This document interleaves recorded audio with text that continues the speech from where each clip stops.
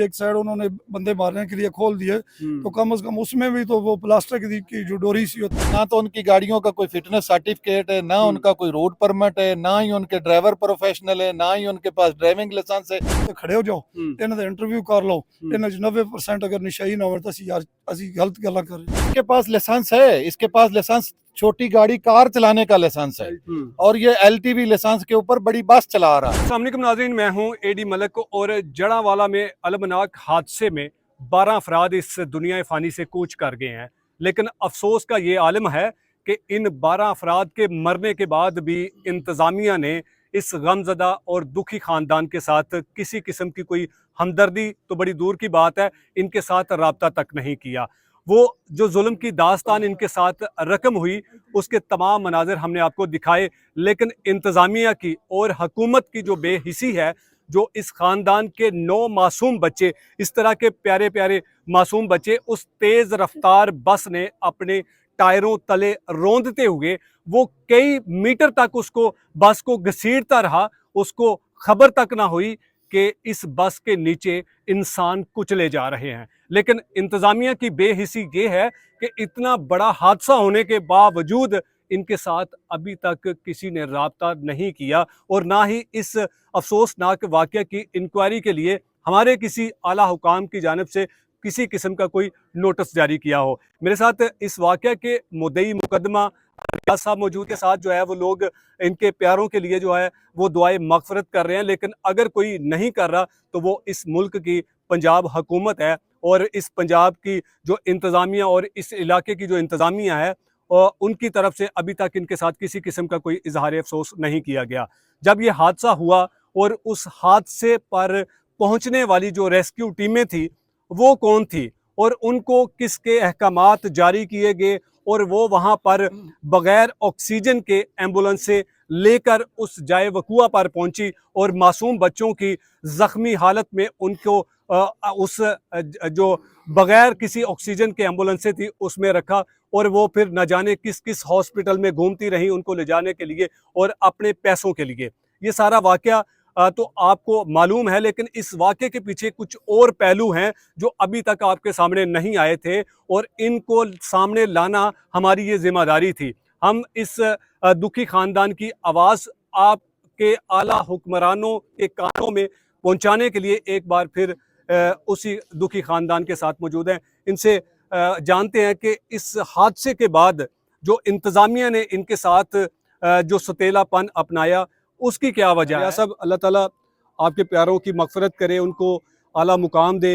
ये वाक़या तो हो गया, और उसके बाद जो वाक़या हुआ, जो आप पर जो बीत रही है वो क्या है, वो ज़रा कहानी हमारे नाज़रीन सुनना चाहते हैं, और हम ये चाहते हैं कि आला हुकाम इस कहानी को सुनकर जो है वो शायद उनकी गैरत जागे और वो दोबारा इस अफसोसनाक हादसे की जो है वो इंक्वायरी करें। जी सारे गल ते वे अगे तुहानूं दस्सिया सी भी एक तां अगर गौरमेंट ऑफ पंजाब इस चीज़ नूं कवर करे तो एक्सीडेंट होनी ना। देखो बाकी निज़ाम रब्बी जो बंदे दा लिखिया हुंदा वो तो उन्हें मिलना ही मिलना, ते कुछ ना कुछ इंसान भी तो आखिर अल्लाह ताला ने अकल दिता, इंसान भी तो कोशिश करे अगर तो वो रोड दूसरी साइड भी बढ़ा देंदे फिर इतने हादसे ना होण।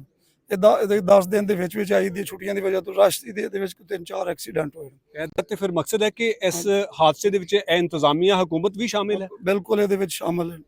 अगर वो शामिल ना होंगे तो रोकण मतलब पुलिस का मकसद की होता, पेट्रोलिंग का क्या मकसद है, पेट्रोलिंग करनी, इनको चेक करना, कोई बगैर लाइसेंस के जा रहा है, कोई मतलब ज्यादा स्पीड पे जा रहा है, कोई रॉन्ग साइड पे जा रहा है, तो मतलब यही चीजें चेक तो करनी है ना।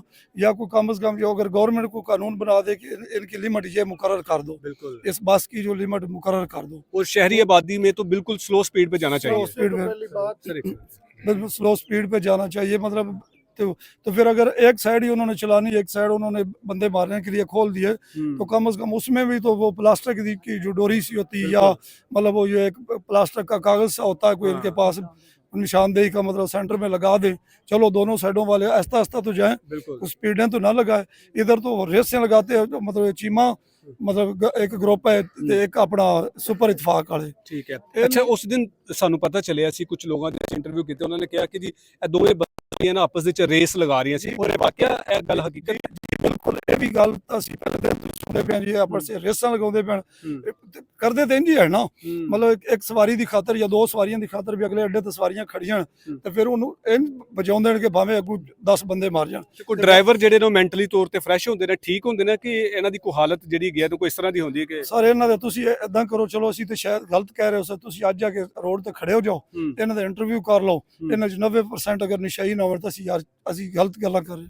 ਸਾਰੇ ਇਹਨਾਂ ਨੂੰ ਰੋਡ ਤੇ ਬੱਸਾਂ ਇਸ ਲਈ ਦਿੱਤੀਆਂ ਨੇ ਕਿ ਲੋਕਾਂ ਨੂੰ ਕੁਚਲ ਦੇਣ। ਸਾਰੇ ਇਹ ਨਸ਼ਾ ਕਰਨ ਦੀ ਬਗੈਰ ਬੱਸ ਚਲਾ ਹੀ ਨਹੀਂ ਸਕਦੇ, पहले नशा कर दें फिर बस में सर, इस हादसे के बाद आपने मुकदमा भी दर्ज करवाया इस कंपनी के खिलाफ।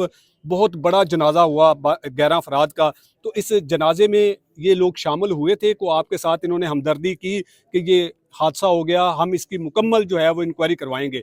तो ये बस इंतजामिया की तरफ से कोई किसी ने रब्ता किया? बिल्कुल नहीं, किसी ने भी नहीं किया। अभी तक कोई रब्ता नहीं किया? अभी तक हमारे साथ किसी का कोई रब्ता नहीं, ना हमें किसी ने पूछा तक नहीं भी आप। वो तो इतना बड़ा माफिया है कि वो ये चाह रहे थे कि हमारे ऊपर कोई उल्टा मतलब FIR कटवाए। कौन कह रहे थे? दूसरे दिन यही जो ट्रांसपोर्टर है ना, अच्छा, वो क्या कह रहे हो, क्या प्लानिंग बनाई थी? उन्होंने प्लानिंग बनाई कि हमारे FIR के मुतबादल हम के ऊपर FIR कटवाएं। वो किस चीज की? वो इसलिए कि उन्होंने रोड पे अपनी बस खड़ी करके ड्राइवर को बोला कि आप भाग जाओ, और जाके दरखास्त दे दी कि हमारा ड्राइवर इन्होंने अगवा कर लिया है, कि FIR के मुतबादल FIR हो जाएगी, कल हम इनके ऊपर प्रेशर डालेंगे और ये बैठ जाएंगे। मैं तो समझा था कि उन लोगों ने या बस इंतजामिया माफिया ने आप लोगों के लिए इसलिए FIR करवाना चाह रहे थे कि आप लोग रिक्शे में सवार होकर सड़क पर क्यों आ गए, क्योंकि सड़क की इजारादारी तो हमारे पास है। बिल्कुल सर, उनके पास है, क्योंकि ना तो उनकी गाड़ियों का कोई फिटनेस सर्टिफिकेट है, ना उनका कोई रूट परमिट है, ना ही उनके ड्राइवर प्रोफेशनल है, ना ही उनके पास ड्राइविंग लाइसेंस है। तो साफ जाहिर है इसका मतलब तो यही है ना सर, इस ये तो ड्राइवर को जिसको पाकिस्तान भी गिरफ्तार उनका किया है। इसके पास तो लाइसेंस भी है। इसके पास लाइसेंस है, इसके पास लाइसेंस छोटी गाड़ी कार चलाने का लाइसेंस है, और ये LTV लाइसेंस के ऊपर बड़ी बस चला रहा है। ये सब जो है ना, ये जो हमारे पुलिस वाले जिनके रोड पे ड्यूटी है, बिल्कुल ये उनकी जिम्मेदारी है उनके सर्टिफिकेट चेक करना, उनके लाइसेंस चेक करना, लेकिन वो अपनी उनको घर बैठे उनकी मंथली मिलती है तो वो क्यों चेक? उनकी तो हमारी जानी है, जो हम कीड़े मकोड़े, हम इंसान थोड़े हैं। अच्छा सर, इंसान अब कुछ हमें ये भी पता चला कि एम्बुलेंस से वहां पर पहुंची थी और वो प्राइवेट एम्बुलेंस से किनकी जानब से आई गई, और फिर पैसे जो उन्होंने लिए वो क्यों लिए और किस किस से लिए पैसे और कितने पैसे लिए? सर, इस बात को तो अल्लाह पाक ही बेहतर जानता है। हमने कॉल 1122 पे की थी और उधर प्राइवेट जो है एम्बुलेंस से आ गई थी। अच्छा, हम लोगों को तो उस वक्त कोई होश नहीं था। 1122 की कोई एम्बुलेंस नहीं आई? एक आई है 1122 वाली एम्बुलेंस, एक आई है, बाकी प्राइवेट एम्बुलेंस से आ गई है। एक एम्बुलेंस में तीन जो जख्मी मरीज थे, लोग जख्मी थे ना, हम लोगों ने वो डाले हैं। उनमें ना सहूलियात थी, ना उनमें ऑक्सीजन थी, ना मतलब कोई मतलब प्रॉपर कोई चीज नहीं थी, जिसकी वजह से हमारे जो है ना 3 बच्चे वो रास्ते में, जब हम जड़ावाला पहुंचे हैं तो उन्होंने कहा कि सीधा फैसलाबाद ले जाओ। हमारे जड़ावाला हॉस्पिटल वालों ने? जड़ावाला हॉस्पिटल वालों ने। तो यहाँ पर ये किस लिए बनाया गया वो हॉस्पिटल? तो बस वो अपना जो MS साहब हैं उनके खर्चे के लिए, बाकी जो उनका अमला है उनके मतलब अपना माल पानी बनाने के लिए, मरीजों के लिए नहीं है। जो मरीज जिसको मतलब घुटने पे चोट लग जाए उसको बोलते हैं फैसलाबाद ले जाओ।